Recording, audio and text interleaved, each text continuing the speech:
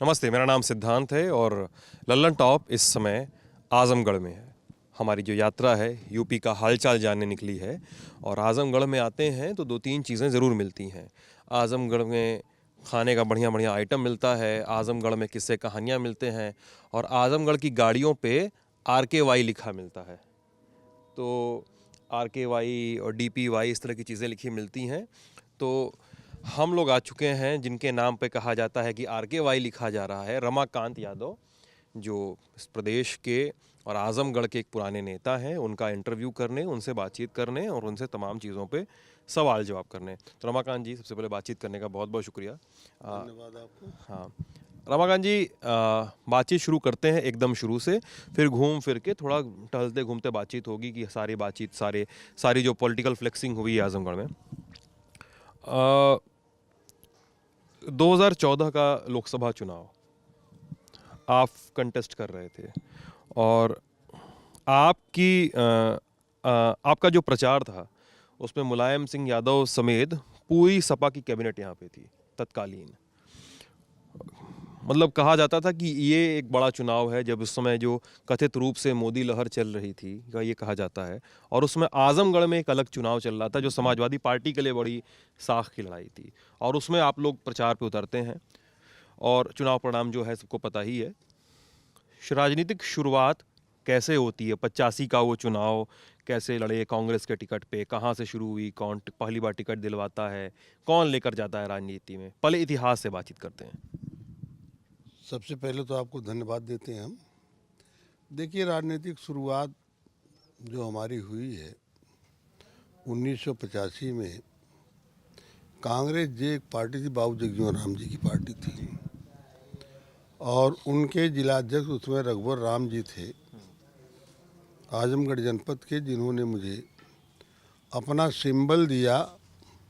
उस सिंबल पर मैंने लड़ा और यहाँ तराजू निशान था उसमें मिला हुआ था, और उसमें जनता ने प्यार दिया, सम्मान दिया, तो हम विधानसभा में पहुँचे। उसके बाद धीरे धीरे आप लोगों के सहयोग से, जनता के आशीर्वाद से निरंतर आगे बढ़ते चले गए। रमाकांत जी, शायद मैं अपना सवाल सही से रख नहीं पाया। टिकट मिला, टिकट दिलवाने वाला कौन था? पहली बार कांग्रेस पार्टी के पास कौन ले गया? नेतागिरी की पहचान कैसे हुई? ये पता चला कि रमाकांत जी को टिकट देना है। देखिए, आप कांग्रेस का कांग्रेस नहीं, कांग्रेस जे से लिए, जगजीवन कांग्रेस से लिए थे। उनका जो दौड़ा था उस समय कांग्रेस जे में टिकट मांगने वाले लोग नहीं थे, और इन परिस्थितियों में हमारे बड़े भाई राजनीति से ताल्लुकात रखते थे, पिताजी भी रखते थे, और मैंने भी मन बनाया कि राजनीति करूं और किया जाए। तो मैं रघुवर राम जी से बिना किसी सहयोग के, बिना किसी परिचय के मैं गया उनके यहाँ मिला।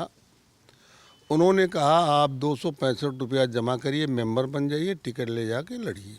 यही पूरी कहानी है। अच्छा, तो पैसा जमा कीजिए, टिकट लीजिए, लड़िए जाके। सदस्य बने 265 रुपये जमा करके सदस्य बने। उसके बाद उन्होंने टिकट दिया, हम आके चुनाव लड़े। 1985 से चुनाव, अब यहाँ से एक सफ़र शुरू होता है जिसमें अब आप अभी तक 5-6 बार पार्टियाँ बदल चुके हैं। 89 में आप बसपा में जाते हैं, फिर 91 का चुनाव जनता पार्टी के टिकट पर, और फिर आते हैं 93 में सपा पे। मतलब 93 वो समय था जब 92 में बाबरी मस्जिद विध्वंस हो चुका था देश में, और उससे एक अलग किस्म का पॉलिटिकल इक्वेशन खासकर उत्तर प्रदेश में जन्म ले रहा था। और ये कहा जाता है बार बार कि आपको बहुत श्रेय दिया जाता है कि उस कठिन समय में आप सपा की सरकार, सपा को लेकर आते हैं पावर में, सपा को जीत दिलाते हैं। रमाकांत यादव पे बात बार होती है, क्या कहानी है उस समय की? देखिए, 1989 का जो मामला है, सभी पार्टियां मिलकर के एक जनता दल का रूप लिया था। उस समय मेरी पहुंच इतनी नहीं थी कि मैं जनता दल से टिकट ले सकूं। जनता दल से टिकट जो है यहाँ पर मिला दूसरे को, इलियास आजमी साहब को मिला, और मैं उस समय मानवर कांसी राम जी से मेरे संबंध बहुत अच्छे हो चुके थे। तो मानवर कांसी राम जी ने अपना सिंबल दिया, हाथी का निशान, और मैं जनता के बीच में सिंबल लेकर आया। जनता ने यहाँ आशीर्वाद दिया और मैं विधानसभा फिर पहुँचा। अच्छा। 1991 में जनता दल की सरकार थी, माननीय मुलायम सिंह यादव मुख्यमंत्री थे और बहुत अल्प आयु की सरकार थी। सरकार जाने के बाद जो आपने कहा है, पूरे देश में, पूरे प्रदेश में एक ऐसा माहौल तैयार हुआ था। पूरे देश में सामाजिक समरसता इतनी खराब हो चुकी थी, हिंदू मुस्लिम के नाम पे, बाबरी मस्जिद के नाम पे तमाम झंझावात थे। और उस समय माननीय मुलायम सिंह यादव ने अपना सिंबल दिया। जनता समाजवादी जनता पार्टी के रूप में पार्टी थी, कंधे पे हर किसान चक्र में था और हम चुनाव लड़ते हैं तो यहाँ की जनता ने फिर आशीर्वाद दिया, हम चुनाव जीते यहाँ पर। और उसके बाद समाजवादी पार्टी माननीय मुलायम सिंह यादव ने बनाया। 1993 में गठबंधन से लड़े और अच्छे मतों से हम जीते चुनाव। चुनाव जीतने के बाद कुछ दिनों के बाद ये गठबंधन टूट जाता है। माननीय मुलायम सिंह यादव मुख्यमंत्री पद से हट जाते हैं और मायावती जी मुख्यमंत्री होती हैं। और उसी कुछ दिन के बाद 1996 में लोकसभा का टिकट आता है, चुनाव आता है और माननीय मुलायम सिंह यादव ने मुझसे कहा तुम चुनाव लड़ोगे लोकसभा का। हमने कहा आपका आशीर्वाद रहेगा तो लड़ूंगा। उन्होंने कहा जीत जाओगे। हमने कहा जब आपका आशीर्वाद रहेगा तो जीतना है। उन्होंने अपना सिंबल दिया, आशीर्वाद दिया और मैं लड़ा। जनता ने आशीर्वाद दिया, सहयोग किया और लोकसभा पहुंच गया मैं। यही है। सपा से 2 बार सांसद रहे ना, सपा के टिकट पे आप? सपा से 2 बार सांसद रहे, 2 बार विधायक भी रहे। टोटल 4 बार सांसदी और 4 बार विधायकी रही है आपके पास? 4 बार सांसद, 4 बार विधायक। 91 से लेकर इतना लंबा समय सपा में आप रहे, फिर 2004 में आप बसपा में चले जाते हैं। जी हाँ। क्या कारण था, क्यों सपा छोड़ी आपने? ये सपा हमने छोड़ा नहीं था। अच्छा। समाजवादी पार्टी हमने छोड़ा नहीं था। 2000 के पहले समाजवादी पार्टी के राष्ट्रीय महासचिव थे माननीय अमर सिंह जी। अमर सिंह जी हमारे जनपद के रहने वाले थे। उनसे हमारे संबंध अच्छे नहीं थे। उन्होंने 6 वर्ष के लिए हमें समाजवादी पार्टी से निकाल दिया था। बता सकते हैं सर, मतलब अगर बातचीत हो ही रही है तो हो ही जाए कि संबंध अच्छे क्यों नहीं थे, क्या कारण थे? देखिए, नेचर का फ़र्क होता है। हमारे नेचर के बारे में आप सुनते होंगे। हम शुद्ध रूप से सामाजिक न्याय की लड़ाई लड़ते हैं, सामाजिक न्याय के रास्ते पर चलते हैं। और अमर सिंह जी की विचारधारा दूसरी थी। इन तमाम वजहों से हमारे उनके संबंध नहीं अच्छे होते थे, इसलिए उन्होंने जब निकाल दिया तो मजबूरी है, राजनीति करना है, पान की दुकान तो करेंगे नहीं। ठीक है। बसपा में गए, कुछ समय रहे और फिर आपने छोड़ दी बसपा, फिर 2008 में भाजपा में चले आए। क्या थी कहानी? देखिए, बसपा में थे जब तक मानवर कांसीराम जी थे, तब तक तो बसपा बहुत अच्छी पार्टी थी। मानवर कांसीराम जी के हटने के बाद जिन्होंने पूरा समाज खड़ा किया था, बहुजन समाज को तैयार किया था, और मैं ये भी कह सकता हूँ कि बाबा साहब भीमराव अम्बेडकर ने संविधान में हम सब लोगों को हर व्यवस्था दिया, हर चीज़ दिया, सम्मान दिया, स्वाभिमान दिया, अधिकार दिया, लेकिन समाज को नहीं खड़ा कर पाए थे। समाज को खड़ा करने का काम मानवर कांसीराम जी ने किया था। अच्छा। तो मानवर कांसीराम जी से हमारे अच्छे ताल्लुकात थे। उनके ना रहने के बाद मायावती जी के बारे में आप जानते हैं, कब कितनी जल्दी किससे नाराज़ हो जाए, किससे खुश हो जाए, कब किसको झटका दे दें, कितनों खास हैं। तो टिकट कैसे मिलता है उसकी हम चर्चा नहीं करेंगे, आप खुद जानते हैं। तो हमारी स्थिति ये नहीं कि हम टिकट उस तरीके से ले सकें। तो हम जो है माननीय मुलायम सिंह नेता पहले भी हमारे थे, तो मैंने उनको अपना नेता माना, उनके साथ में आया। और बेटा मेरा 2007 में समाजवादी पार्टी के सिंबल पर फूलपुर विधानसभा से चुनाव लड़ा और चुनाव जीता भी आप लोगों के सहयोग से। यही सवाल यहाँ पर उठेगा रमाकांत जी ना, कि 2008 में जब आप भाजपा में ज्वाइन करते हैं बसपा छोड़ के, और उसके पहले बसपा में 2004 में चले जाते हैं, तो आप कह रहे हैं कि उन मूल्यों से समझौता नहीं करना था और टिकट जैसे बंटता है वैसे आप जानते ही हैं, जैसे आपने कहा तो 2004 में गए थे, क्या वही पैरामीटर्स पे आपको बुलाया गया था बसपा में? उस समय मायावती ही थी कि या कांशीराम जी आपको फिर से लेकर गए थे उस समय? जब हम गए थे 2004 में तो मानवर कांशीराम जी थे, हाँ। और मैं उन्हीं के नेतृत्व में जो है काम कर रहा था, और उनका व्यवहार, उनकी सोच हमें पसंद आती थी, इसलिए उनके साथ थे हम।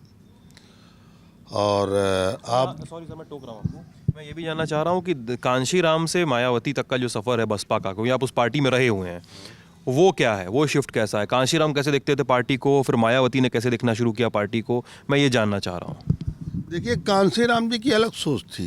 कांशीराम जी शुद्ध रूप से सामाजिक न्याय की लड़ाई लड़ते थे।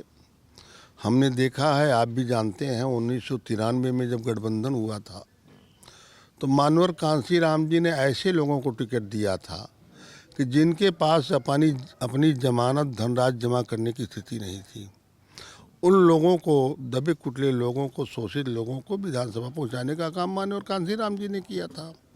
उनके जाने के बाद जस्ट उल्टा हो गया। कैसे टिकट मिलता है उसको आप भी जानते हैं। आप बताइए सर, आप नहीं, हमारा कहना उचित नहीं होगा। कैसे टिकट मिलता है उसको आप जानते हैं, पूरा देश जानता, पूरा प्रदेश जानता, हर पार्टी के नेता लोग भी जानते हैं। जो आरोप लगते हैं मायावती पे वो सही हैं? अब आरोप प्रत्यारोप अगर लगते हैं तो सही माना जाएगा उस पर। तो फिर मतलब ये शिफ्ट बड़ा होता है आपके हिसाब से कांशीराम टू मायावती का जो फेज आता है बसपा के अंदर? कांशीराम जो है जननायक थे। कांशीराम जी की सोच अलग थी। वो एक नया भारत बनाना चाहते थे, नया संदेश देना चाहते थे। संदेश दिया भी। माननीय कांशीराम के हम लोग मुरीद हैं, उनको मानते हैं, उनके आदर्शों को मानते हैं। फिर 2008 में आप आ गए भाजपा में। भाजपा में जो साथ रहा आपका, कब तक रहा, कितने दिनों के लिए रहा, क्या रहा, थोड़ा उसके बारे में बताइए। देखिए, ऐसा है, 2008 में हमारी सत्ता लोकसभा से चली गई।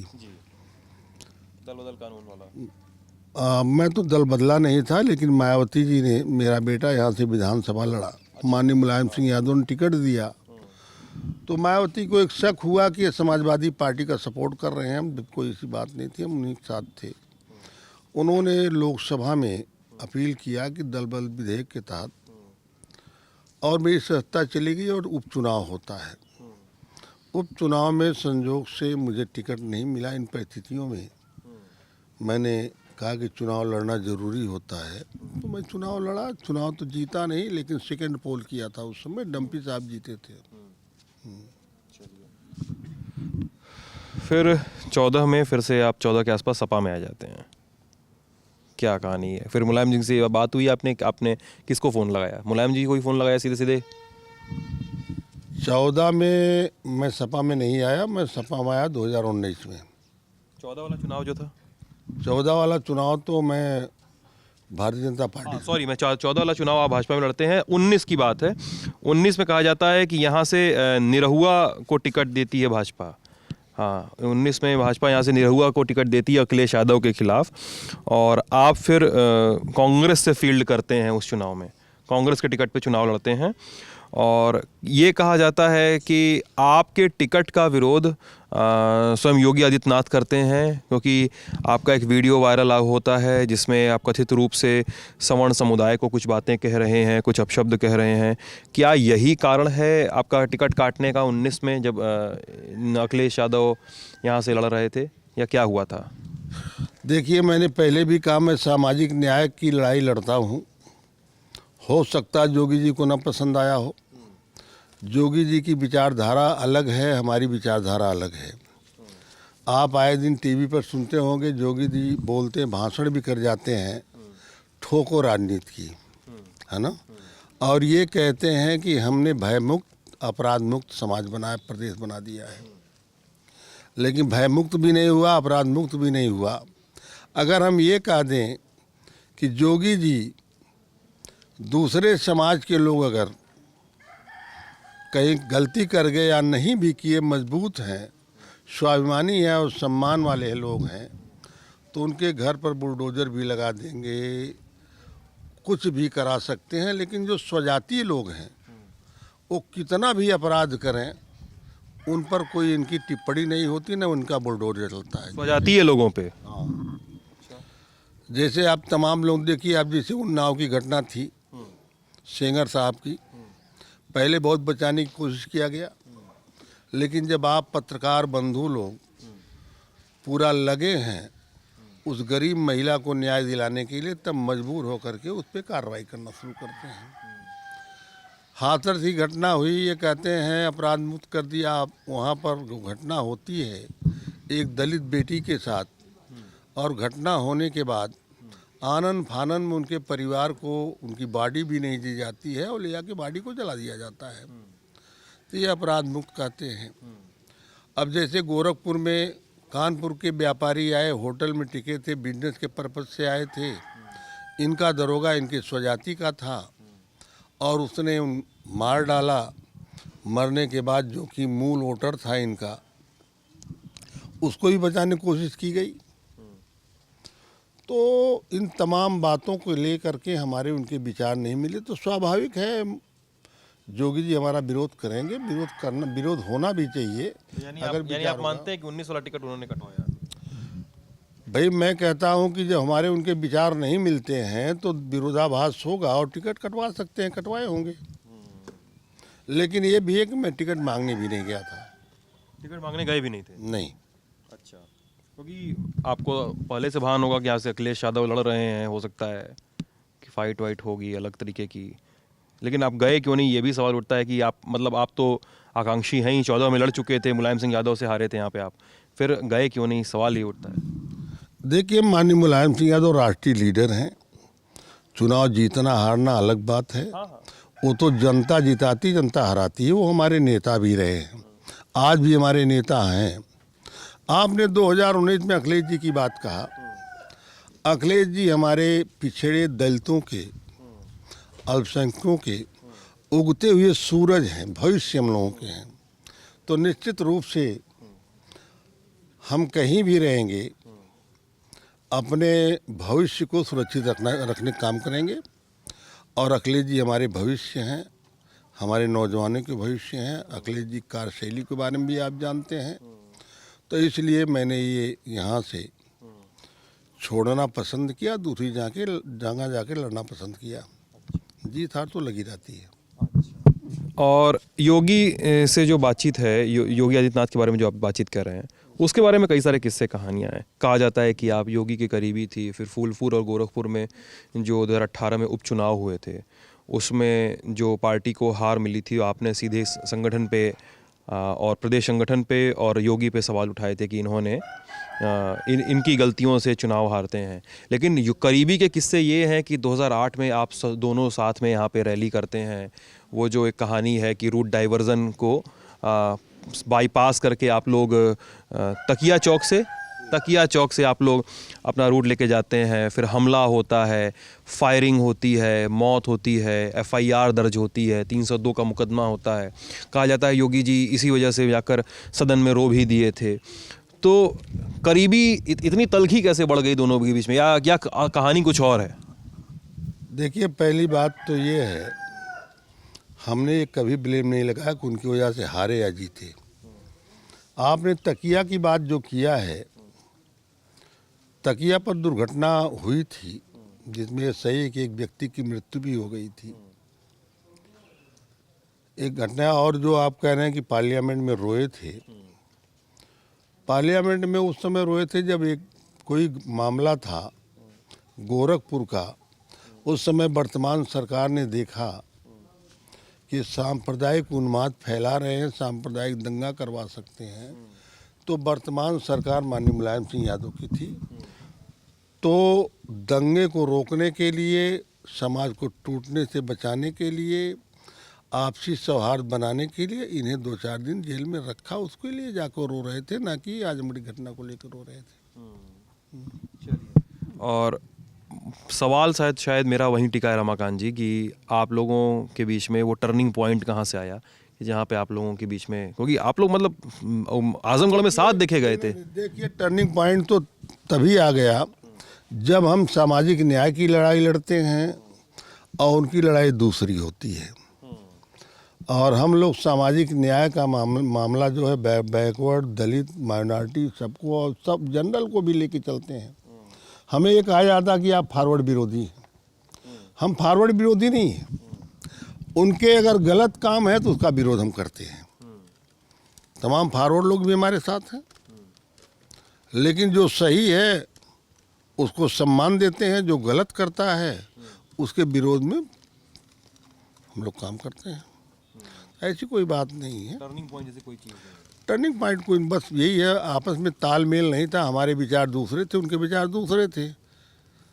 हम सामाजिक न्याय के पक्षधर हैं, उस सामाजिक न्याय के विरोधी हैं। अच्छा, रमाकांत जी, यह भी कहा जाता है कि आप काफ़ी मुखर होकर एक समय पे बोलने लगे थे, राजनाथ सिंह के खिलाफ बोलने लगे थे, मंच पे गडकरी से एक नोकझोंक का वाकया है आपका। क्या हुआ था, घटना बताइए सर। मैंने आपसे पहले भी कहा मैं सामाजिक न्याय का पक्षधर हूँ। जी। माननीय राजनाथ सिंह जी मऊ में आए हुए थे एज ए गृह मंत्री। अब आप किस बिरादरी से बिलोंग करते हैं, जनरल में या बैकवर्ड में, ऐसी मुझे ये नहीं मालूम है, लेकिन जो हमें आरक्षण मिला है बैकवर्ड दलित को, ये शैक्षिक और सामाजिक रूप से मिला हुआ है।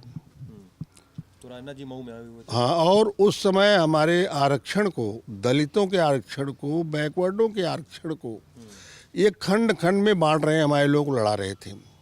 एक बार जब माननीय राजनाथ जी उत्तर प्रदेश के मुख्यमंत्री हुए थे, उस समय इन्होंने कहा कि हम जातीय आधार पर आरक्षण देने जा रहे हैं, करने जा रहे हैं, जबकि आरक्षण सामाजिक आधार पे है, जातीय आधार पर नहीं है।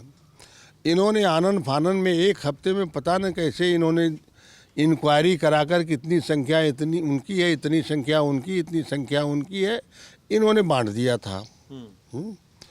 तो वहाँ फिर लास्ट में लिखा, लास्ट में जो संशोधन किया गया था, लास्ट में ये भी था कि किन्हीं परिस्थितियों में यदि उस जाति का अभ्यर्थी नहीं मिलता है तो किसी को भी किया जा सकता है। तो स्वाभाविक है हम लोग विरोध करेंगे। हमारे लिए समाज बड़ा है। जब समाज ही नहीं रहेगा, समाज का हक नहीं रहेगा, अधिकार नहीं रहेगा, तो फिर राजनीति करने का कोई मतलब नहीं है। गडकरी जी से मंच पे क्या हुआ था सर? गडकरी सर, और मैं एक वो टोक भी दूंगा आपको। आप पूरे इंटरव्यू में अभी तक 4 बार कह चुके हैं आप सामाजिक न्याय की लड़ाई लड़ते हैं। हमारे दर्शकों को अब याद हो गया होगा ये बात, तो आगे की बातें की जाए। देखिए, पहली बात तो ये है, आप ये सवाल जो कर रहे हैं गडकरी जी से वाला। गडकरी जी का, ये टोटल गलत है। अच्छा। आज तक गडकरी जी से हमारे कभी भी न नोकझोंक हुई है, न कोई बात हुई है। हमारी गडकरी से जब भी बात होती है बहुत अच्छे सौहार्द में होती है। और गडकरी जी एक ऐसे लीडर हैं जो किसी भी दल का हो, अगर उनसे होने लायक काम हो, मंत्रिमंडल में वो है, मंत्री हैं, तो सबकी बात सुनते हैं, सबको सम्मान देते हैं। उन पर मैं कोई टिप्पणी नहीं कर सकता हूँ। सर, थोड़ा सा पीछे चलते हैं। साल 2007 की बात करते हैं। आप बसपा में थे और आप अगले साल भाजपा ज्वाइन, आपने अपने 2008 में भाजपा ज्वाइन किया आपने। उमाकांत यादव, आपके भाई को मायावती ने मिलने बुलाया और बाहर पुलिस इंतज़ार कर रही थी, और उन्होंने गेस्ट हाउस के बाहर, अपने गेस्ट हाउस से अपने आवास के बाहर आपके भाई को अरेस्ट करवा दिया। आपके भाई जो गेस्ट हाउस कांड में, जो लखनऊ का गेस्ट हाउस कांड था, उसमें भी आरोपी हैं। तो अरेस्ट करवा दिया, और आपको ये बात पर्सनली बुरी लगी, आपको ये बात काफ़ी बुरी लगी थी, जिसके बाद आपने वहाँ से इस्तीफ़ा देकर आपने भाजपा ज्वाइन की थी। ये कहानी कही जाती है। आप कांशीराम और मायावती वाली बात तो कह रहे हैं, लेकिन ये कहा जाता है कि अपने भाई की इस तरह से अरेस्ट को लेकर आपने प्रोटेस्ट में इस्तीफ़ा दिया था और फिर भाजपा से जुड़े थे। कितना, और फिर बाद में मुझे याद है कि 14 की रैली में जब अमित शाह यहाँ पे आए थे और उन्होंने यहाँ पे कहा था कि कथित, मुझे कुछ भाषण याद आ रहा है, ख़बरों में मैंने पढ़ा था कि यहाँ पे आतंक का गढ़ है टाइप का, तो ऐसी कोई बात हुई थी। तो मायावती यहाँ पे आई थी और उन्होंने सीधा आप पर भी हमला बोला था कि सबसे बड़े आतंकी यहाँ के तो रमाकांत यादव हैं, उन्होंने ये ऐसा कहा था। तो या वही शिफ्ट था, आपके भाई की गिरफ्तारी थी, कि आप बसपा से इतना रूठ गए, इतना ज़्यादा? देखिए, मतलब आपने बातें अभी नहीं, उमाकांत जी मेरे बड़े भाई हैं। रहा सवाल उमाकांत जी मायावती के प्रति जो है अंधभक्ति करते थे, है ना। अंधभक्त थे मायावती जी के, और मायावती जी ने अंधभक्ति के चलते जब बुलाया मायावती जी ने, उन्हें ये नहीं पता था कि मायावती जी हमें गिरफ्तार करवा देगी। लेकिन जहाँ तक हमारा सवाल आप कह रहे हैं कि इसीलिए आपने छोड़ा, मैंने पहले भी बता दिया आपको कि मैंने छोड़ा नहीं था। जब मायावती जी ने मेरे खिलाफ अपील करके लोकसभा सदस्यता समाप्त करवा दिया, तब मैं वहाँ से हटा हूँ। जब सदस्यता समाप्त करवा दिया फिर रह क्या गया। मतलब उस समय भी वो सब बयानबाजी तो हुई थी जो सामने आई थी। फिर 2009 आता है और एक उलेमा काउंसिल के एक वर्कर की हत्या होती है। उस केस में आप 2012 में बरी भी हो जाते हैं। क्या हुआ था? आप कहते हैं कि आपके राजनीतिक विरोधियों ने आपको घेरने की कोशिश की थी, क्या हुआ था सर? देखिए, पहली बात तो उलेमा काउंसिल घटना कहाँ हुई थी, कहाँ, मैं तो था नहीं। मुझे तो फंसा दिया गया था उस समय। अब्दुल रहमान था उस व्यक्ति का नाम। अब क्या नाम था मुझे बाद में पता लगा। मेरे बेटे का जन्मदिन था, मैं तो घर पे था, न मुझे कोई जानकारी इसके बारे में थी, न कोई जानकारी अभी भी विस्तृत रूप से है। लेकिन मेरे ऊपर मुकदमा फाइल हुआ था और न्यायालय ने मुझे न्याय दिया है, बस से ज़्यादा कुछ नहीं कहूँगा। ठीक है। एक कहानी मैंने जिस इंटरव्यू की शुरुआत में कही है कि यहाँ के ट्रक्स पे DPY और RKY लिखा रहता है। मुझसे लोग, एक वीडियो का कमेंट भी मैंने तुमको भेजा था ना, स्क्रीनशॉट, जिसमें लोग पूछ रहे थे कि DPY और RKY लिखा रहता है। DPY का मतलब दुर्गा प्रसाद यादव और RKY का मतलब रमाकांत यादव। और ये कहा जाता है कि ट्रक वाले, इस तरह के किस्से से चलते हैं कि ट्रक वाले एकदम रमाकांत यादव जी की छत्रछाया में चल रहे हैं, कुछ पैसा वैसा भी दिया जाता है, कुछ उनके प्रोटेक्शन वगैरह भी मिलता है। इस तरह की बातें होती है। सच्चाई क्या है? मतलब इसलिए आप अगर बता भी दें यहाँ पे तो भी दिक्कत नहीं। देखिए, पहली बात तो आपको बहुत बड़ी गलतफहमी है। RKY ट्रकें हैं, ये सही है। DPY ट्रकें, ये सही है। लेकिन अगर हमारे लोग हैं, हमारे समर्थक हैं, हमारे शुभचिंतक, हमको जानने वाले लोग हैं, हमारी भी ट्रकें RKY के नाम से चलती हैं, तो अगर लिखते हैं, अगर उन्हें कहीं सुविधा मिलती है, पुलिस से मिलती है, RTO से मिलती है, तो हमें खुशी होती है कि हमारे नाम लिखाने में हमारे लोग फ़ायदा ले रहे हैं।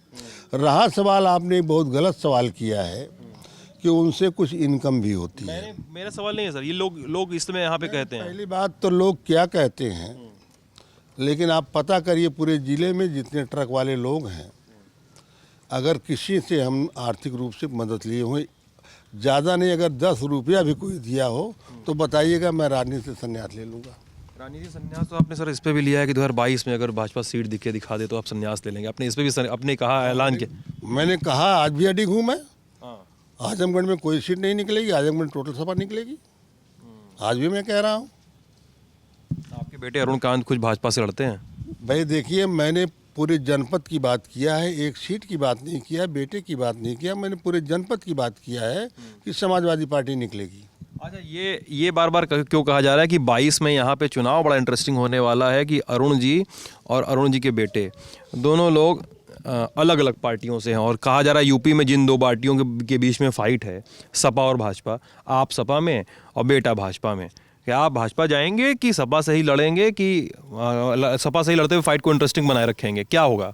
देखिए, हमारे राष्ट्रीय अध्यक्ष जी किसको लड़ाते हैं, किसको नहीं लड़ाते, हमें जानकारी नहीं है। हम लोग राष्ट्रीय अध्यक्ष जी का जो आदेश होगा उसका पालन करेंगे। और मैंने पहले भी कहा कि आजमगढ़ में सभी सीटें सपा जीतेगी, एक भी सीट भाजपा नहीं जीत पाएगी। योगी जी ने कहा था सपा का झंडा सबसे बड़ा गुंडा, तो आपने कहा था कि भाजपा की झंडी सबसे बड़ा पाखंडी। क्या क्या था नारा? आप लोग कविता बुनते रहते हैं एक दूसरे के साथ, कहा जाता है। देखिए, ऐसा है, माननीय योगी आदित्यनाथ जी मुख्यमंत्री उत्तर प्रदेश के हैं, बहुत जिम्मेदार कुर्सी होती है। अगर वो विकास की बात करते मंच के माध्यम से तो बहुत अच्छा लगता। हमारे जो बेरोजगार बच्चे हैं उनको रोजगार देने की बात कहते तो बहुत अच्छा लगता। हमारा किसान परेशान है, धान नहीं खरीद हो रही है, उसके लिए बात करते तो अच्छा लगता। खाद बिजली पानी की बात करते तो अच्छा लगता, शिक्षा की बात करते तो अच्छा, अगर हमारे यहाँ इंजीनियरिंग कॉलेज मेडिकल कॉलेज बनवाते तो अच्छा लगता, अच्छी शिक्षा की व्यवस्था देते तो अच्छा लगता। लेकिन एक जिम्मेदार व्यक्ति हो करके मंच के माध्यम से ये कहें कि जिस गाड़ी में समाजवादी पार्टी का झंडा हो, समझो उसमें बैठा हुआ सबसे बड़ा गुंडा। अगर कहा है तो स्वाभाविक है, कहेंगे तो जवाब पाएंगे। तब मैंने ये कहा, जिस गाड़ी में भाजपा की झंडी है उसमें बैठा सबसे बड़ा पाखंडी है। मैंने कहा है, उसमें कोई दोहराई नहीं। मानते हैं इस बात को? हाँ हाँ, आप तो एक इंटरव्यू में खुद को मानते भी कि आप बाहुबली हैं। बाहु मतलब जिसकी बाहुओं में दम हो। आपके हिसाब से, आपकी परिभाषा जो है, आपके बारे में कहा जाता है रमाकांत यादव बाहुबली, आजमगढ़ में जाइए, तो मानते हैं कि नहीं आप अपने आप को? देखिए सबके अलग अलग सोच हैं। जैसे सोना है, धतूरा है, कहते हैं कनक कनकते 100 गुनी मादकता अधिका है। कनक माने सोना भी होता है, कनक माने धतूरा भी होता है। अब सबकी अलग अलग सोच है बाहुबली का। आप किस नज़रिए से देखते हैं बाहुबली, वो अलग बात है। लेकिन मैं जो मानता हूँ, जनता का इतना प्यार है, इतने लोगों का हाथ मेरे सर पर है, तमाम बाहें मेरे कंधे पर हैं, इसलिए तमाम बाहें हो गई तो बाहुबली हो गया। ये मतलब एकदम नई वाली परिभाषा निकाले रमाकांत जी आप, कि बाहुबली, कि बाहु का साथ हो गया तो बाहुबली हो गए। मैंने पहले कह दिया, सबकी अलग अलग सोच, अलग अलग नज़रिया है। अच्छा। मैं ये जानता हूँ, जब तक हमारे जनता का हाथ हमारे ऊपर है, तमाम हाथ हैं, हाथ मतलब बाँ होता है, बाहुबली हो गया ऑटोमेटिक। सर, यूपी की बहुत बड़ी घटना है गेस्ट हाउस कांड वाली, जिसमें बार बार आप लोगों का भी नाम लिया जाता है कि आप लोग थे वहाँ पे और आप लोग भी वहाँ पर कथित रूप से अटैक जो इन्होंने किया उनमें शामिल थे। लेकिन आपकी तरफ से एक अलग थ्योरी आती है, आप कहते हैं कि नहीं, आप बचाने गए हुए थे। क्या कहानी है सर असली, उस दिन हुआ क्या था? पहली बात तो आप इस बात को जान लीजिए, उसको बहुत बढ़ा चढ़ा करके कहा गया है। यहाँ तक लोगों ने कहा कि बहन मायावती जी की साड़ी और ब्लाउज फाड़ दिया गया, कहा गया ना। मैं आपसे सवाल करता हूँ, क्या जीवन में बहन मायावती जी ने कभी साड़ी और ब्लाउज पहना है? क्या पहना कभी? दूसरी बात, टोटल प्रोपगंडा खड़ा किया गया। हाँ, हम लोगों को दुख था, एक मजबूत गठबंधन था। अगर वो गठबंधन रहा होता तो आज उत्तर प्रदेश से नहीं पूरे देश पर समाजवादी और बहुजन समाज का कब्जा होता। इन परिस्थितियों में भारतीय जनता पार्टी के लोग लग करके बहन मायावती को मुख्यमंत्री की लालच दे करके 3-4 महीने के लिए बनाया और पार्टी को तोड़ दिया, गठबंधन तोड़ दिया, जिससे हमारे पिछड़ों, दलितों, अल्पसंख्यकों का बहुत बड़ा नुकसान हुआ, पूरे देश का नुकसान हुआ है। और जो आपको कहा जाता है वो गलत है। हुआ क्या था सर उस दिन तब? कुछ नहीं हुआ था, बस सब लोग परेशान थे कि गठबंधन टूटने न पाए, मनाना लोग चाहते थे। मानवर कांतीराम समझौता अस्पताल में थे, बहन जी यहाँ आई हुई थी। ऐसी कोई बात नहीं है कि कोई उनके खिलाफ या उनके प्रति किसी गलत नज़रिया रही हो। कहने के तो आपके पत्रकार के लोगों ने भी कहा साड़ी और ब्लाउज फाड़ दिया गया, गैस सिलेंडर लगा दिया गया। मैं आपसे पूछता हूँ, किसी कोई पत्रकार ये बता दी हिंदुस्तान का कि क्या भी बहन मायावती कभी साड़ी और ब्लाउज पहनी है क्या? सर, वो पहनती हो ना पहनती हो, मतलब उनके आरोप तो है ना, ये बात यही तो नहीं हो रही। ये गलत आरोप है ना, टोटल गलत आरोप है, ऐसी कोई बात नहीं थी। ठीक है, मतलब मैं यहाँ पर एक बात ये करना चाह रहा हूँ कि साफ रखना चाह रहा हूँ कि पहने कोई भी, आरोप थे अलग। अब मैं साड़ी ब्लाउज पहनती हैं कि नहीं पहनती हैं, मैं इस पर क्या बहस करूँ सर, वो उनकी चॉइस है कि नहीं। अभी अब बात हो रही है सर, एक सवाल है मेरे पास आपके बेटे पर, अरुणकांत यादव पर, जिन पर धमकी देने का आरोप है। एक पत्रकार थे वो शायद, जिन्होंने कहा था कि अरुणकांत जी ने हमको फ़ोन करके जान से मारने की धमकी दी कि हमारे पापा के बारे में कुछ मत बोलना। क्या है सर केस, सही केस है, गलत केस है? मैंने तो नहीं सुना, वीडियो पे कमेंट किया था आपने। मैंने नहीं कभी सुना कि ऐसी कोई बात मेरे सामने आई है। अच्छा। अगर ऐसी कोई बात है तो अगर आप फ़ोन नंबर वो पैदा कर देते जिस नंबर से फ़ोन गया था, उस नंबर को पता चल जाता तो हम जान जाते हमारे बेटे का फ़ोन या हमारा फ़ोन था। अब समाज में तमाम लोग अफवाह उड़ाने वाले हैं, कुछ लोग अनायास टिप्पणी करते हैं। अगर जो कहा कि हमें धमकी दी गई है वो उसको उसको ये पूछा जाए कि किस नंबर से फ़ोन आया, मेरे बेटे के फ़ोन से आया, मेरे फ़ोन से आया, तब तो बात समझ में आती है। ये सब निराधार है। और कहा है सर फिर 6-7 साल पहले ये भी हुआ था कि आपके गनर यहाँ पे एक स्कूल के बाहर वैन ने वैन ने ओवरटेक कर लिया था, तो फायरिंग करने लगे थे, हवाई फायरिंग, अभद्र व्यवहार किया था आपके गनर पर, ये आरोप है। क्या हुआ था सर? अभी तक तो कोई ऐसी घटना नहीं हुई, तो आप मनगढ़ंत कर रहे हैं। अभी तक कोई घटना ऐसी नहीं हुई है, ऐसी कोई घटना नहीं हुई? कोई घटना नहीं हुई। मतलब मैं तो सर खबरें सुन सुना कर थोड़ा सा पढ़ पढ़ा के आया, तो मुझे लगा कि पूछे लें आपसे ये एक आप बार। लोग काल्पनिक घटना बता रहे हैं, ऐसी कोई बात नहीं है, कहीं कोई घटना नहीं हुई है। चलिए 2019 में जब आप फिर से आप भाजपा से अलग होते हैं, फिर आपकी वाई सिक्योरिटी छीन ली जाती है, आप कहते हैं आपकी जान को खतरा है, और आप ये नहीं बताते हैं कि आपकी जान को खतरा किससे है। आज क्या बताएंगे सर, आपकी जान को किससे खतरा है? आपने राज्यपाल को खत भी लिखा था ना शायद सर? हाँ, किससे है जान को खतरा आपके? देखिए, मुझे जान का खतरा केवल इस बात का है, जब मुझे सूचनाएं मिलने लगी हैं कि उत्तर प्रदेश सरकार आपकी हत्या कराना चाहता है। सरकार यहाँ तक बात आई कि जो इनकी एसटीएफ और एसओजी है, अंधेरे में कहीं आपके ऊपर फायर करेंगे और घटना घटने के बाद शो करेंगे कि बदमाशों ने रमाकांत यादव के ऊपर फायर किया है। तब मैंने उस समय अपने सुरक्षा के लिए कहा था, लिखा भी था, और आज तक भी सुरक्षा नहीं मिली। खैर, सुरक्षा मिले या न मिले, जनता जब है तो जनता है, तो जनता से बड़ी सुरक्षा कोई नहीं है, जनता से बड़ा कवच कोई नहीं होता है। आप सरकार पे बड़ा आरोप लगा रहे हैं रमाकांत जी, सरकार एकदम क्या करवाना चाह रही है? 100% यही सही है। अच्छा, और फिर मार्च 2020 में आप मार्च 2020 या अप्रैल 2020 में आप कहते हैं कि CA-NRC से भड़काने के लिए कोरोना एक छलावा है, ये कहा जाता है। फिर आप पर FIR दर्ज हो जाती है। सुभाष दुबे थे यहाँ पे इसमें DIG, सॉरी, हाँ सुभाष दुबे ही थे ना? हाँ, तो सुभाष दुबे थे यहाँ पे, तो आप पर केस दर्ज हो जाता है। क्या था सर वो?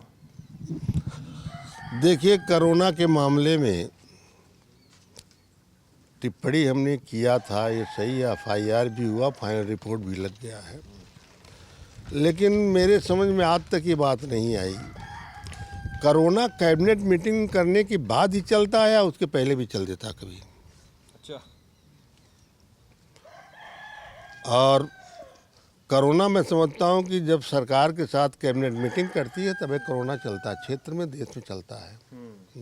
अच्छा, आपके और कोरोना का जहाँ तक सवाल है, आपने देखा है हमारे माननीय प्रधानमंत्री जी बंगाल के चुनाव में ममता बनर्जी के खिलाफ जाते थे, लाख 2-2 लाख की भीड़ होती थी, किसी जनता के मुंह पर मास्क नहीं होता था, ये भी नहीं लगाते थे, और जब दिल्ली में लौट के आते थे शाम को तो बयान देते थे 2 गज दूरी जरूरी, मास्क जरूरी, 2 गज दूरी भी जरूरी, ये लगाते थे। तो क्या कहा जाए इस पर? बयान तो सर आपके राष्ट्रीय अध्यक्ष भी ये देते हैं कि भाजपा की वैक्सीन नहीं लगवाएंगे, और मतलब ये वो पहुँचे हुए थे जो आपके वहाँ वाले गोंडा वाले पंडित सिंह जी के यहाँ पहुँचे हुए थे, तब भी उन्होंने वैक्सीन को लेकर बयान दिया था। तो वैक्सीन को लेकर ये तो बड़ा गैर जिम्मेदाराना रवैया है, जब इतने लोगों की मौत हो रही है। क्या ये अखिलेश यादव का गैर जिम्मेदाराना रवैया नहीं है वैक्सीन को लेकर, आपको नहीं लगता?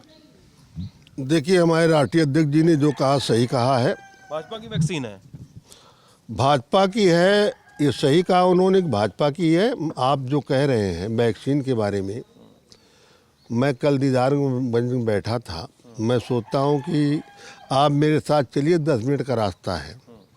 9 लोग वैक्सीन लगाए थे, जिसमें 8 लोग एक हफ्ते के अंदर मर गए, मात्र 1 आदमी बचा है, जिसमें मरने वालों में हमारे स्कूल का एक टीचर भी है, मुस्लिम बिरादरी का। 9 लोगों में 8 लोग मर चुके, केवल एक सिंगल जो है खरसान के यादव जी हैं, वो भी अस्पताल में जिंदगी और मौत से महीनों जूझे तब बचे। आपने वैक्सीन लगवाई है सर? ना, मैंने नहीं लगवाई। ये राष्ट्रीय अध्यक्ष जी के बाद लगवाएंगे क्या? नहीं, जब मेरे राष्ट्रीय अध्यक्ष जी नहीं लगवाएंगे मैं क्यों लगवाऊँ भाई? अरे सर, ये तो बड़ा अजीब है कि आप वैक्सीन नहीं लगवाएंगे। यहाँ पे देखिए कितने लोगों ने वैक्सीन नहीं लगवाई है, आपके समर्थक को भी भीड़ करिए। लोग लगवाए होंगे, 1 आध लोग ज़्यादा नहीं लगवाए होंगे यहाँ। यहाँ सभी लोग बिना वैक्सीन मैं मिलेंगे। रमाकांत जी, मैं इसमें ये बात यहाँ पे अनचेक न चली जाए, इसलिए मुझे कहना भी होगा, मैंने वैक्सीन लगवाई है, हमारे जो वीडियो पर जब पर्सन है इन्होंने लगवाई है, इन्होंने लगवाई है। सर थोड़ा सा इंटरव्यू चल रहा है, किनारे हो जाइए भैया। अपने अपने विचार हाँ हैं। सुनिए सर, एक बार मैं बता दूं, यहाँ पे विचार की बात नहीं है सर, यहाँ पे ना लाखों लोगों की जान की बात है। यहाँ पर हमारे देश के और दुनिया के भर के वैज्ञानिकों की बात है जो लगे रहे वैक्सीन रिसर्च पे। लोगों को मौत से बचाने का काम है। तो एक इस तरह की बाइनरी खींच देना कि सर वैक्सीन लगवाने 9 से 8 मर गए तो वैक्सीन नहीं लगवाएंगे, ये तो फालतू का डर फैलाना हो गया ना सर। यहाँ पे लोग वैक्सीन नहीं लगवाए घूम रहे हैं। आप एक बड़े नेता हैं सर आजमगढ़ के। ऐसा है, मैंने आपको कहा कि हमारे दीदारगंज में 9 लोग लगवाए, 1 बचे हैं, 8 लोग मर गए 1 हफ्ते के अंदर। दूसरी बात, अभी जो नया क्रोन चला है, क्या नाम है उसका? ओमिक्रॉन। अगर फिर असर कर गया और जो लोग लगवाए उन्हीं लोग ज़्यादा असर कर रहा है। नहीं ऐसा कुछ नहीं हो रहा है सर कि जो इसकी कोई बात नहीं है। ठीक है, वायरस है, हम मानते हैं वायरस है, लेकिन जिस तरीके से प्रोपगंडा उस तरीके से नहीं है। वायरस है। नहीं सर है। और मैं आपसे वादा लेना चाहता हूं कि आप जब अखिलेश यादव से मिलेंगे तो बोलेंगे कि वैक्सीन लगवा के आएँ और बताएं कि सपा के सब लोग लगवाएं, वरना अगर राष्ट्रीय अध्यक्ष नहीं लगवा रहे हैं तो सब लोग नहीं लगवा रहे हैं। अब बात होती होगी ना आपकी, कभी मुलाकात तो होबे करेगी, तो बोलिएगा एक बार उनसे आप। सबसे अच्छा ये होगा, मेरे पूछने के बजाय आप राष्ट्रीय अध्यक्ष जी से आप पूछिए, आप जाके बात करिए। वो तो हम पूछेंगे ही सर, आप जाके बात करिए। वो तो हम पूछेंगे ही, नहीं होगा। वो तो हम पूछते ही रहते हैं सर, और पूछेंगे ही उनसे बार बार होगा तो। उनसे जाके पूछ। अरे एकदम पूछेंगे सर। चलिए सर, जून 2020 में चलते हैं। आपने मूर्ति पूजा का विरोध किया था, आपने इसका बड़ा हल्ला हुआ था, बहुत हंगामा हुआ था कि मूर्ति पूजा नहीं करनी चाहिए। फिर आपने अपने नाम के आगे शूद्र लगा लिया था। फिर आपने अपने साथ चल रहे लोगों का कलावा भी कटवा दिया था शायद, कि गुलामी का प्रतीक है। क्या हुआ था सर, क्यों किया था आपने ऐसा? देखिए, मूर्ति का पूजा पहले भी नहीं करता था, आज भी नहीं कर रहा हूँ। उसका विरोध आज भी मैं करता हूँ। और आपने कहा था कि भगवान अपनी मूर्ति की रक्षा नहीं कर पाते हैं मंदिरों में, आपने शायद ऐसा कुछ कहा था ना? ये तो सही कहा मैंने। तमाम मंदिरों में मूर्तियों की चोरी होती है और उस मूर्ति की रक्षा खुद भगवान नहीं कर पाता तो हमारी रक्षा क्या करेगा? उसकी रक्षा कौन करता आप जानते हैं? आप कौन करता बताइए? जो मंदिर का पुजारी है, चौकीदार है जो। आप गलत बोल रहे हैं। मंदिर का पुजारी तो रहता जिसमें चोरी होती है। उसकी रक्षा हमारे देश का संविधान, जिसे बाबा साहब भीमराव अम्बेडकर ने बनाया है, रक्षा संविधान करता है। संविधान के तहत चोरी होने पर थाने में FIR होता है, पुलिस वाले दौड़ते हैं, चोर पकड़ा जाता है, मूर्ति बरामद होती है, जेल जाते हैं लोग। रक्षा तुम्हारा संविधान करता है, ये पुजारी कहाँ रक्षा करता है? तो हम पहले भी करते चले आए, आज भी कर रहे हैं। रक्षा का जहाँ तक सवाल है, आपने कहा है, मैंने पहले कहा आप किस वर्ग से बिलोंग करते मुझे ये नहीं मालूम है, लेकिन मैं बैकवर्ड में आता हूँ, पिछड़ी जात में। बैकवर्ड के राजा बलि थे जो बहुत बड़े दानी थे, और उनसे कुछ लोगों ने भेष बदल कर दान लेने के रूप में जाते हैं और उनकी पूरी संपत्ति और उनकी शरीर को भी गिरवी रख लेते हैं दान के रूप में। इसलिए जब बांधते हैं रक्षा तो कहते हैं, जेन बद्धो राजा बलि दान बिंद्रो महाबलम तेन त्वाम प्रतिभ्याम नहीं तेन त्वाम प्रतिभाम रक्षा माचला। जैन बद्धो राजा बलि, जिस तरीके से राजा बलि को बांध कर दान बिंद्रो दान के रूप में, महाबलम शिक्षा और संपत्ति दोनों ले लिया, तेन त्वाम प्रतिभ्याम उसी तरह तुम्हें आज प्रतिबंधित कर रहा हूँ, रक्षा माचल आप तुम्हारी रक्षा करोगे, मेरे पीछे पीछे चलोगे। तो हम गुलाम क्यों बने भाई? क्यों गुलाम बने बताइए आप? नाम क्या शूद्र लगाया था सर आपने? शूद्र का अर्थ बहुत टफ है और शूद्र सब लोग नहीं हो सकते हैं। अच्छा। 4 अक्षरों से शूद्र शब्द बना हुआ है। सा, ऊ की मात्रा, दा और रा। शा का मतलब जो श्रम करने वाला हो, श्रमजीवी हो। ऊ की मात्रा है जो उदारवादी हो। दा का मतलब जो दयालु हो। रा का मतलब जो रक्षक हो, किसी की रक्षा कर सके, जिसके अंदर 4 गुण हो, उदारवादी हो, श्रमजीवी हो, उदारवादी हो, दयालु हो और किसी असहाय की रक्षा कर सके। वही शूद्र हो सकता है, सभी लोग नहीं शूद्र हो सकते। चलिए ये बात आपकी हो गई। अब ये बात भी होती है कि भाई जुलाई 2021 में अरुणकांत जो आपके बेटे हैं, अरुणकांत ने ब्लॉक प्रमुख का या कि सपा के एक नेता का सिर फोड़ दिया था, ये उन पर केस दर्ज हुआ था। आपकी ही पार्टी के नेता के साथ ऐसी घटना हुई थी, क्या है कहानी? मुझे तो ये नहीं मालूम अब तक कि कोई केस दर्ज हुआ है। प्रमुखी के चुनाव में बहू लड़ी थी, फूलपुर से निर्विरोध हुई है, बेटा वहाँ से चुनाव जीता है, लेकिन मुझे अब तक नहीं पता किसी का सर फटा या कोई FIR हुआ, मुझे तो अब तक नहीं पता है। अगर आपको जानकारी है तो मैं आपसे मुंह से सुन रहा हूँ, मुझे कोई जानकारी नहीं। और आपके बेटे के खिलाफ किसान कांग्रेस के नेताओं ने की कि दबंगई करते हैं, धमकाते हैं, कब्जा कर रहे हैं ज़मीनों पर। 2020 की घटना है, जून या जुलाई 2020 में पत्र लिखा गया, शिकायती पत्र अरुणकांत के खिलाफ, ये सब बातें हुई। ये किस गांव की घटना है? ये मैं अगर रिसर्च पढ़ के बताऊं तो किसान कांग्रेस के महासचिव वीरेंद्र यादव ने CM योगी को भेजे अपने पत्र में, जून 2020 की घटना है, कि विधायक अपने बाहुबल और राजनीतिक रसूख के बल पर अपने ही विधानसभा क्षेत्र में कई लोगों की ज़मीन और मकान पर कब्जा करने पर लग गए हैं। आरोप है कि अरुण यादव की दबंगई और धमकियों से डरे विद्युत विभाग के कर्मचारी उनके क्षेत्र में काम करने नहीं जा रहे हैं। तो ये सब बातें हो रही हैं। पहली बात तो ये कहाँ के रहने वाले हैं, ज़मीन कहाँ की बताएंगे तब न हम जान पाएंगे किस गांव के रहने वाले हैं। अब तक तो मेरी जानकारी में नहीं कोई ऐसी बात आई है। आपकी जानकारी में ऐसी घटनाएं नहीं हैं? नहीं। मार्च 12, 2020 आपके भाई और मछली शहर से सांसद रह चुके हैं जो उन एक कांस्टेबल की हत्या का आरोप जो था, जेल भेजे जाते हैं, तमाम चीज़ें होती, क्या हुआ था सर? देखिए, मुकदमा उनके ऊपर है, जेल में है, जमानत हो जाएगी, छूट के आ जाएंगे। और घटना के बारे में मुझे बहुत जानकारी नहीं, क्योंकि वो सागन रहते हैं, मैं जौनपुर रहता हूँ। हम दोनों सगे भाई हैं। वारंट हुआ था, शायद तारीख पर नहीं गए थे, इसलिए जेल में है, नैनी जेल में आ जाएंगे। आपके भतीजे वीरेंद्र यादव जी की जेल में थोड़ी संदिग्ध परिस्थितियों में मृत्यु हुई थी, उसके बारे में बहुत सारी खबरें चलती हैं, क्या हुआ था सर? आपको क्या शक है, क्या हुआ था? हमें कोई शक नहीं है, मृत्यु हो गई। संदिग्ध नहीं हुई थी मृत्यु? भाई हम तो डॉक्टर हैं नहीं। सॉरी, मतलब मैं अगर इस सवाल से कोई पर्सनल सवाल है, मैं अनकम्फर्टेबल नहीं करना चाह रहा हूँ आपको। मैं डॉक्टर तो हूँ नहीं। उनकी मौत हुई, बीमार थे जेल के अंदर, और मृत्यु हुई। हम लोग लाकर उनको दाह संस्कार किए, मृत्यु हो गई थी। उस पर हम डॉक्टर तो है नहीं किन कारणों से हुई है। फिर एक जेई की हत्या का भी आरोप है, और यहीं के 5 भाइयों की भी हत्या का आरोप है।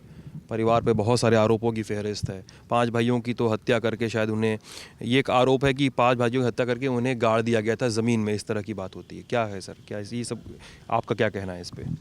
अब मुझे तो नहीं जानकारी, अगर आपको जानकारी है तो अलग बात है, मुझे तो ये जानकारी नहीं है। मुझे सब जानकारियाँ नहीं है। अगर आपको जानकारी है तो मुझे बताइए, तो मैं उस पर पता करूं। सर आधे सवालों पे तो आपने कहा है कि जानकारी नहीं है, कोई बात नहीं।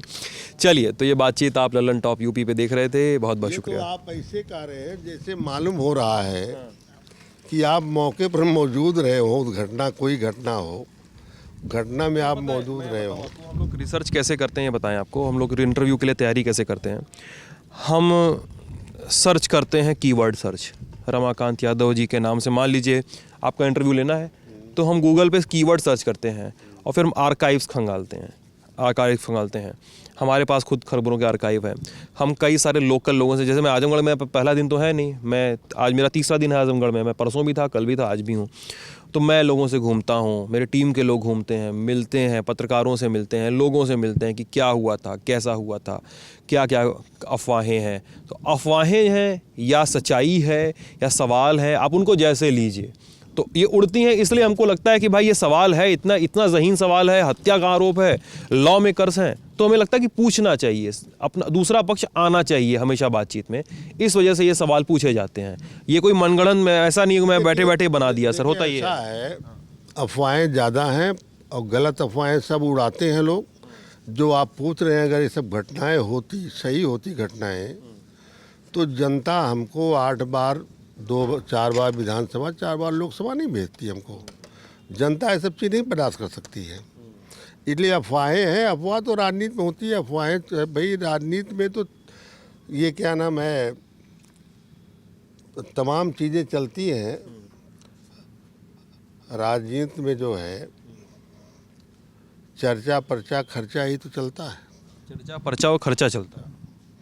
तो पर्चा में अफवाहें होती हैं, चर्चा में अफवाहें होती हैं, खर्चा भी अफवाहें होती हैं। तो अफवाहें तो राजनीति में तो लोग करेंगे, विरोधी अफवाह करेगा, हमारा समर्थक जो है हमारी सराहना करेगा, विरोधी अफवाह उड़ाएगा, गलत है तो चलता रहता है। तो उससे घबराया जाएगा तो समाज की सेवा नहीं कर पाएंगे हम लोग। चलिए इंटरव्यू बंद होना था, लेकिन आखिरी सवाल पूछ ही लेते हैं। आपके बेटे कभी कहते हैं कि नहीं कि पापा काहे हम लोगों को बोल रहे हो कि भाजपा में घूमने वाला पाखंडी है, भाजपा की गाड़ी भाजपा की झंडी के साथ घूमने वाला पाखंडी है? अरुण कहते हैं कि नहीं कभी आपको? देखिए पहली बात ठीक है, अरुण जी हमारे बेटे हैं और हम जिस पर बोलते हैं हमने जोगी जी का जवाब दिया है, बेटे का जवाब थोड़ी नहीं दिया है। बेटे की किसी बात का जवाब हमने नहीं दिया ना, हमारे किसी बात का जवाब बेटा देता है। तो मुख्यमंत्री जी ने बोला तो स्वाभाविक हमें जवाब देना पड़ेगा। तो बेटा क्यों हमसे पूछेगा, हम उससे क्यों पूछेंगे तो जवाब क्या दे रहे हो क्या नहीं दे रहे हो, सब बात नहीं। चलिए, ये बातचीत आप ललन टॉप यूपी पे देख रहे थे। कैसी लगी बातचीत हमें ज़रूर बताइएगा कमेंट सेक्शन में। शुक्रिया।